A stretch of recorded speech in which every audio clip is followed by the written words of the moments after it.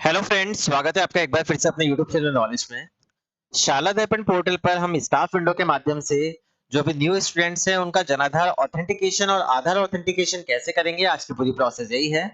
इसके रिगार्डिंग एक बीकानेर द्वारा ऑर्डर भी जारी किया गया है, आप यहाँ देख सकते हैं। समस्त मुख्य जिला शिक्षा अधिकारी एवं पदेन जिला परियोजना समन्वयक समग्र शिक्षा को ये पत्र जारी किया गया है कि शाला दर्पण पर समस्त विद्यार्थियों के जनाधार अपडेट करने बाबत यहाँ लिखा गया है कि जो शैक्षणिक सत्र 2025-26 में निशुल्क पाठ्य पुस्तक जो फ्री टेक्स्ट बुक होती है उसको वितरण योजना से अब लाभान्वित करने का जो भी विद्यार्थियों का डाटा है वो जनाधार पोर्टल पर एपीआई के माध्यम से पुश किया जाएगा।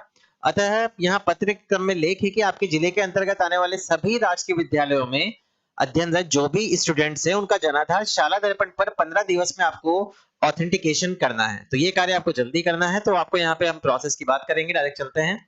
सबसे पहले आपको यहाँ पे क्लास टीचर मैपिंग करनी है मेन शाला दर्पण पोर्टल पर।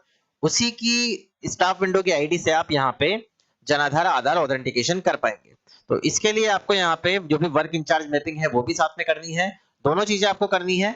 उसके बाद आपको यहाँ पे ऑप्शन मिलेगा जब आप स्टाफ विंडो से लॉगिन हो जाएंगे, ऑथेंटिकेट स्टूडेंट जनाधार, इस पे क्लिक करेंगे। देन फर्स्ट ऑप्शन मिलेगा ऑथेंटिकेट स्टूडेंट जनाधार इन्फो, इस पे आपको क्लिक करना है। यहाँ हम देखेंगे अब हमारे सामने यहाँ पे क्लास एंड सेक्शन का ऑप्शन आ गया है। उससे पहले अपडेट ऑथेंटिकेट स्टूडेंट जनाधार आधार इन्फो, यहाँ आपको नोट दिए गए हैं कि आधार सूचना प्रविष्ट करने और ऑथेंटिक करने हेतु है प्रत्येक विद्यार्थी का जनाधार विवरण शाला दर्पण पर प्रविष्ट किया जाना है। तो इससे रिलेटेड जो नोट है वो आपको यहाँ पे रीड कर लेना है। हम डायरेक्ट प्रोसेस की बात करेंगे। सबसे पहले हमें यहाँ पे गेट क्लास वाइज डाटा पे क्लिक करना है।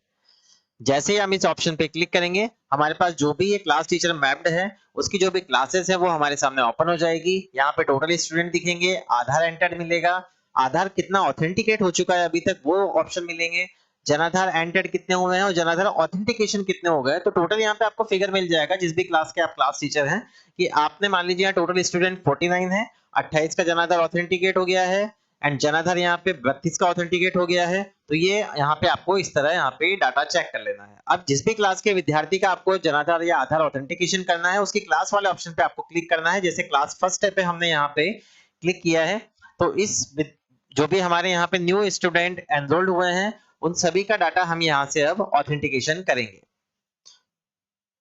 अब आपको इसको थोड़ा सा इस डिटेल को थोड़ा सा स्क्रॉल करना है। स्क्रॉल करने के बाद अब आपको यहाँ पे जो भी स्टूडेंट्स हैं उनके नेम यहाँ पे शो हो जाएंगे। इन सभी का हमें जनाधार ऑथेंटिकेशन करना है। नेम आ जाएगा, डीओबी आ जाएगी एंड जेंडर आ जाएगा। अब जनाधार कार्ड नंबर, जनाधार member ID, Aadhaar card number, student bank info present in जनाधार, ये सब डिटेल्स कब आएगी जब आप इनको जनाधार ऑथेंटिकेशन कर देंगे। तब आपको ऑथेंटिकेशन के लिए क्या करना होगा, यहाँ पे एक ऑथेंटिक जनाधार डाटा के नीचे ऑप्शन दिया गया है येलो में, क्लिक टू ऑथेंटिकेट जनाधार, इस वाले ऑप्शन पे आपको क्लिक करना है। जैसे ही आप इस ऑप्शन पे क्लिक करेंगे थोड़ी ही देर में जो स्टूडेंट्स की डिटेल्स है वो आपके सामने यहाँ पे ओपन हो जाएगी। यहाँ हम देखेंगे स्टूडेंट्स का डाटा हमारे सामने अब शो हो गया है। अब आप यहाँ पे देखेंगे कि उस स्टूडेंट का हमारे पास क्लास भी शो हो रही है, एसआर नंबर आ गया है, मदर्स नेम आ गया है, फादर्स नेम आ गया है, जेंडर आ गया है एंड डीओबी। ये सारी चीजें आपको एक बार फॉर्मेट 5 या फॉर्मेट 9 से चेक कर लेनी है कि आपने डाटा सही भरा है या नहीं भरा है। उसके बाद ही आपको ऑथेंटिकेट करना है क्योंकि यहाँ पे आपके जो भी शाला दर्पण पर प्रविष्ट डाटा है एंड आधार या जनाधार में जो भी प्रविष्ट डाटा है वो सेम होना चाहिए स्टूडेंट का, तभी यहाँ पे आधार जनाधार ऑथेंटिकेशन होगा, अदरवाइज नहीं हो पाएगा। अब हमें यहाँ पे सबसे पहले स्टूडेंट का आधार नंबर हम यहाँ पे फिल करेंगे, जो भी आधार नंबर है। यहाँ हमने आधार नंबर फिल कर दिया है। अब हमें क्या करना है, एक बार यहाँ पे ऑथेंटिकेट आधार पे हम क्लिक करके देखेंगे कि यहाँ पे बच्चे का आधार ऑथेंटिक होता है या नहीं होता है। अगर आधार और शाला दर्पण पे जो डिटेल्स है वो एकदम सही होगी तो आपका आधार ऑथेंटिकेशन सक्सेसफुली हो जाएगा।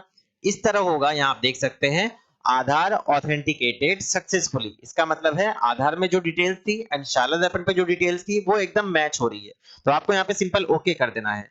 ओके करने के बाद हम देखेंगे कि अभी इस स्टूडेंट का आधार ऑथेंटिकेट हो गया है। तो आधार यहां से हट चुका है ऑथेंटिकेशन का ऑप्शन, क्योंकि आपने ऑथेंटिकेशन कर दिया है। अब हम यहाँ पे बात करेंगे जनाधार ऑथेंटिकेशन की। तो जनाधार ऑथेंटिकेशन के लिए आपको सबसे पहले यहाँ पे जनाधार नंबर डालना है फैमिली मेंबर का, ये ध्यान रखिए। देन उसके बाद आपको यहाँ पे जनाधार मेंबर आईडी डालनी है। जनाधार मेंबर आईडी जैसे ही आप आगे के बटन पे प्रेस करेंगे तो ऑटोमेटिकली ये जनाधार जो नंबर है ये यहाँ से आपको जैसे ही आगे क्लिक करेंगे तो ऑटोमेटिकली थोड़ी सी प्रोसेस देगा, उसके बाद आपके पास ऑप्शन आ जाएगा। यहाँ आप देख सकते हैं जो भी हमने जनाधार नंबर जारी किया उसके बाद हमें यहाँ पे तीनों जो भी यहाँ पे जनाधार में ऐड हैं उनका डाटा हमारे सामने यहाँ पे ओपन हो गया है। तो हम यहाँ से भी इनका डाटा एक बार मिला लेंगे कि ये जनाधार मेंबर आईडी है वो जनाधार में सही है या नहीं है, क्योंकि हमारे पास यहाँ पे डाटा ओपन हो गया। अब थर्ड नंबर पे डॉटर है तो डॉटर की ही हमें यहाँ पे जनाधार आईडी मेंशन करनी है।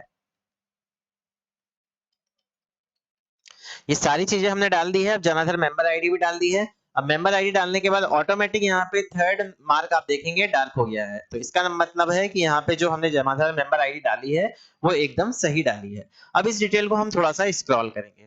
स्क्रॉल करने के बाद अब ऑथेंटिकेट जनाधार पे हमें क्लिक करना है। अब आपने जो आधार ऑथेंटिकेट किया उसका टाइम और डेट यहाँ पे आ रही है। अब हमें सिंपल ऑथेंटिकेट जनाधार पे क्लिक करना है। अगर शाला दर्पण पे जनाधार में जो डिटेल है वो सही होगी तो आपका यहाँ ऑथेंटिकेट होगा, अदरवाइज नहीं होगा। तो अब आप यहाँ देख सकते हैं कि जनाधार ऑथेंटिकेशन फेल्ड हो गया है। तो ये क्यों हुआ है कि डाटा एज पर जनाधार रिकॉर्ड नेम जो भी यहाँ पे दे रखा है, जेंडर यहाँ पे दे रखा है, डीओबी यहाँ पे दे रखी है, आधार में जो भी है ये सारा डाटा आपको शाला दर्पण के अकॉर्डिंग करना है। इसका मतलब है इनके जनाधार में कोई दिक्कत है। तो जब इनका जनाधार इनके माता पिता को आपको बताना पड़ेगा कि इनका जनाधार आप स्टूडेंट रिकॉर्ड के आधार पे कराइए या आधार में जो आपका विवरण है उसके अकॉर्डिंग आपका जनाधार अपडेट कराइए, तभी यहाँ पे डाटा ऑथेंटिकेट हो पाएगा, अदरवाइज नहीं होगा। तो अब जब आप वापस से आपके पास वो चीज आ जाएगी तो आपको ये सेम प्रोसेस करनी है जो मैंने अभी आपको बताई है। आपको वहां पे जनाधार मेंबर आईडी डालनी है, जब उसका अमेंडमेंट होकर आपके पास वापस से जनाधार आ जाएगा। अब यहाँ पे हमारे पास जो वेब पेज ओपन हुआ है आप देख सकते हैं कि आधार कार्ड नंबर हमारे पास यहाँ आ गए हैं क्योंकि हमारा ऑथेंटिकेशन सक्सेसफुली हो गया है। जनाधार कार्ड नंबर तब आएगा जब हमारा ऑथेंटिकेशन सक्सेसफुल हो जाएगा। तो ये पूरी प्रोसेस है कि आपको यहाँ पे आधार ऑथेंटिकेशन कैसे करना है, जनाधार ऑथेंटिकेशन कैसे करना है। अगर आपको वीडियो पसंद आया हो तो प्लीज चैनल को सबसे पहले सब्सक्राइब करें, वीडियो को लाइक और शेयर करना ना भूलें। Thank you so much.